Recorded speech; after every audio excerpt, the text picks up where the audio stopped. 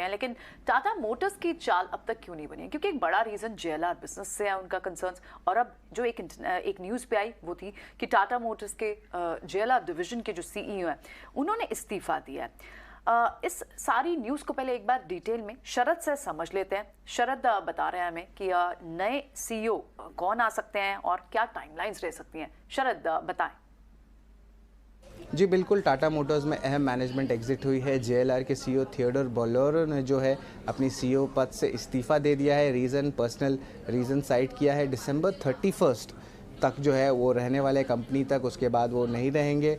और आगे जाते हुए जो है उन्होंने सितंबर 2020 में जो है बागडोर संभाला था कंपनी का। राल्फ स्मिथ को उन्होंने रिप्लेस किया था और वो चौथे सीईओ थे जब से टाटा मोटर्स ने जेएलआर को अक्वायर किया। उनके टेन्योर में टाटा मोटर्स 200% तक जो है स्टॉक में तेज़ी देखने मिली। वही निफ्टी ऑटो इंडेक्स में से 49% का ग्रोथ आया। हालांकि ये जो स्टॉक रिएक्शन है वो डोमेस्टिक बिजनेस जो है टाटा मोटर्स की, उसकी आउट परफॉर्मेंस के कारण देखने मिला था। और दो अहम बात है उनके टेन्योर की। सबसे पहला है कि उन्होंने एक री इमेजिन स्ट्रैटेजी डेवलप किया था। हालांकि उनके टेन्योर में दो इंपॉर्टेंट बाधाएँ आई थी। पहला था कोविड-19 और दूसरा था चिप शॉर्टेज, जिसके कारण जेएलआर में इम्पैक्ट पड़ा था उनके फाइनेंशियल्स को लेके और उनके बिजनेस को लेके।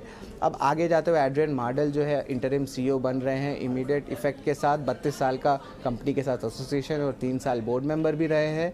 और इंपॉर्टेंट एग्जिट्स भी टाटा मोटर्स में ओवरऑल देखने मिली थी, जैसे कि सीईओ गंटर बुशेक जो जेएलआर के थे, वो सीईओ और एमडी जो है उन्होंने भी क्या कह सकते हैं कि स्टेप डाउन किया था 2021 में। फिर ऊपर लेवल के लीडरशिप लेवल जैसे कि प्रताप बोस और एसएनबी वर्मन, इन्होंने भी जो है डिज़ाइन के मार्केटिंग के हेड्स, इन्होंने भी इस्तीफा दिया था। और रिसेंटली जो है मार्क लिस्टोला जो एक्सपेक्टेड थे कि ज्वाइन करेंगे टाटा मोटर्स के सीईओ एमडी, वो भी जो है लास्ट मोमेंट में बैकआउट कर दिए।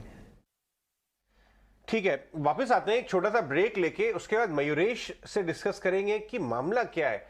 Back to back Tata Motors में कुछ ऐसी डेवलपमेंट्स हो रही हैं जो स्टॉक को हर्डल की तरफ ले जा रही हैं।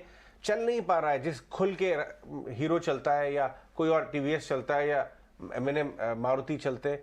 और हम डिस्कस करेंगे कुछ से कि इसके ऊपर क्या किया जाए। लोग जो फंसे हुए हैं, जो पोजीशन लेके बैठे हुए हैं, जिनको या उत्सुकता है कि डिप्स पे लेना चाहिए, ये पूरा एक डिस्कशन करेंगे। और हम मोटर्स का हमारे साथ हमारे पूरे पैनलिस्ट बने हुए हैं। बट मयूरेश, ये एक के बाद एक, जैसे कि निकुल जी बता रहे थे, टाटा मोटर्स और टाटा ग्रुप तो अपनी टीम को लंबे समय तक लोग, बड़े बड़े लोग, अच्छे लोग रहते हैं यहाँ पे इतनी चर्निंग हो रही है। कहीं ना कहीं प्रोडक्ट भी अटक रहा है, कहीं फाइनेंशियल अटक रहे हैं। स्टॉक में क्या मामला है? तीनों का तड़का है। मिर्च भी आया तेज है, नमक भी तेज हो गया और ज्यादा जल भी गई है दाल, मतलब तीनों हो गया मामला। तो मुझे लगता है मैनेजमेंट बहुत इंपॉर्टेंट हिस्सा होता है कोई भी स्टॉक का, और अगर मैनेजमेंट ही टिका ना रहे for at least some periodicity of time, तो आई थिंक दिक्कतें होती है।